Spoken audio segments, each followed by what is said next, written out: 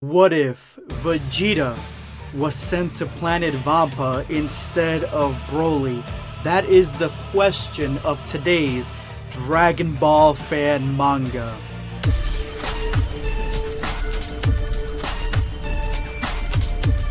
Prepare yourself, Ten Saiyan. Smash that like button, and if you're new to the channel, make sure to hit that subscribe button and turn on notifications. That way you never miss a video. One of the greatest moments for a content creator is when you get to make your own original content, and you guys know that from me when it comes to Dragon Ball Reset. But today I have the privilege of reviewing another YouTuber's Dragon Ball fan manga, and this story is coming from Chris and Shuri on YouTube. I'm gonna have a link to their YouTube account in the description below and the top comment. A story about what if Vegeta was sent to planet Vampa instead of Broly. So I want to thank Chris and Shuri for allowing me to review their fan manga, and they are also kind enough to review Dragon Ball Reset as well, so keep an eye on their channel for that review, subscribe, and support their content. And I want to give some love to Michael Minaro, who is the talented artist on Dragon Ball Eclipse, the story of Vampa Vegeta.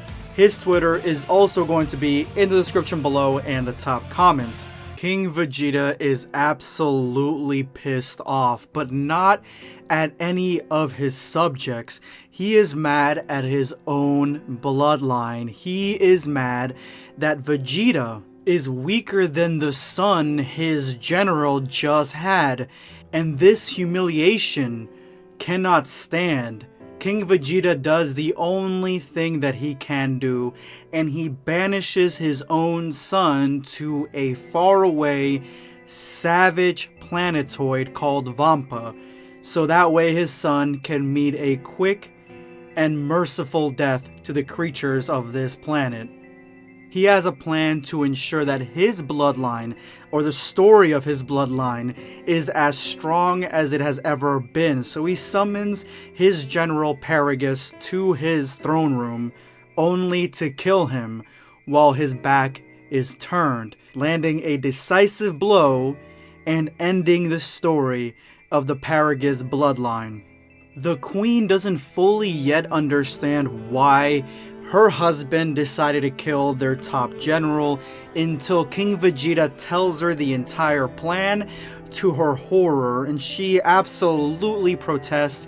King Vegeta says, if you love your son so much, you can leave with him. And with that, the queen goes to planet Vampa with the prince. Both exiled, both banished. And with his son gone, King Vegeta makes everyone believe that Broly is his rightful heir, that his bloodline produced the legendary Super Saiyan. This bloodline was going to bring the Saiyan race to glory.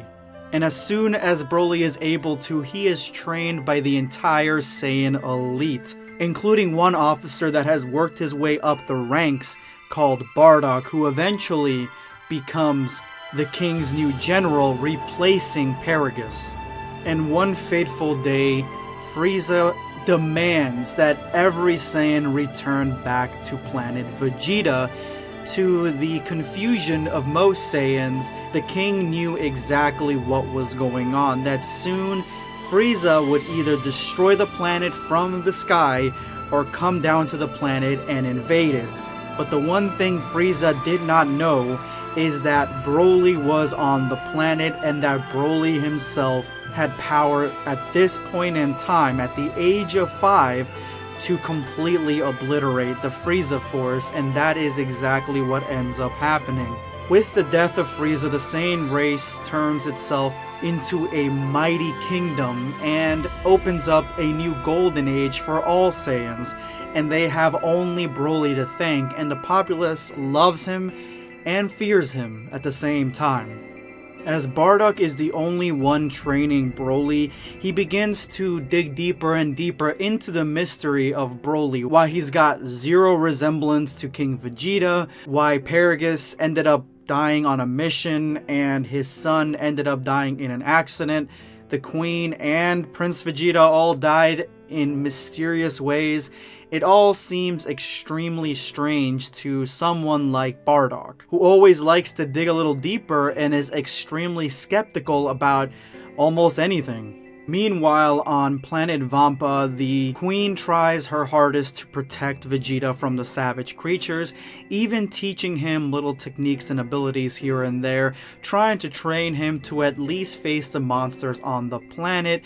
By the time that Prince Vegeta turns 5, he is the one that is protecting his mother, but one day, his mother gets attacked by a Ba and doesn't make it out alive, forcing Vegeta's hand, embracing the pain, and pushing him into Super Saiyan. And in Super Saiyan, he kills the Ba that killed his mother.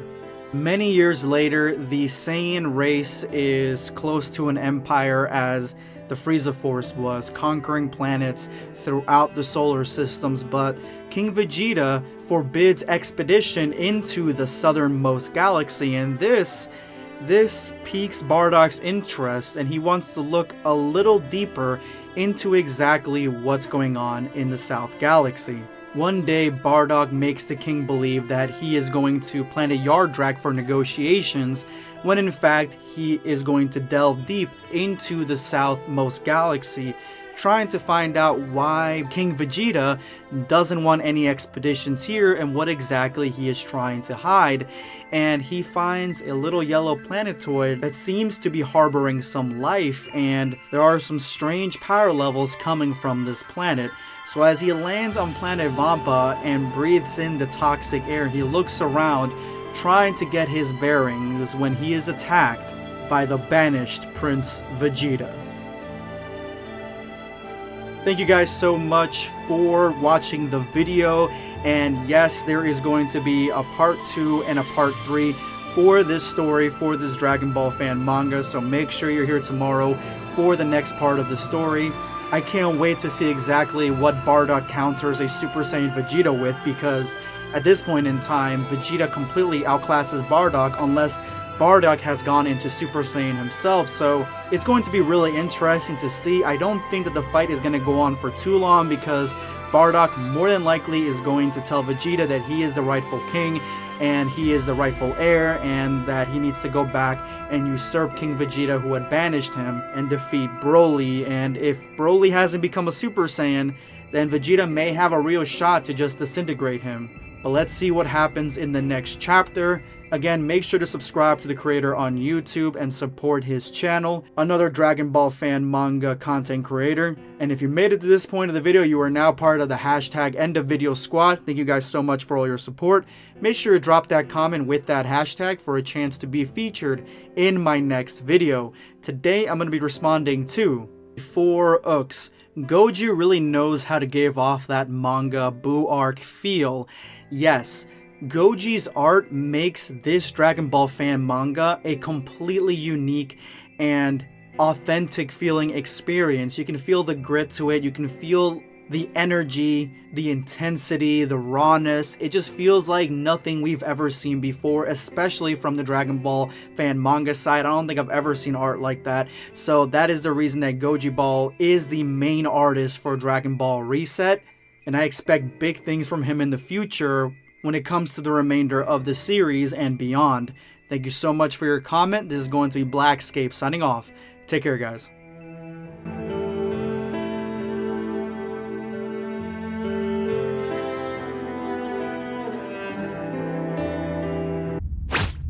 Subscribe for more content.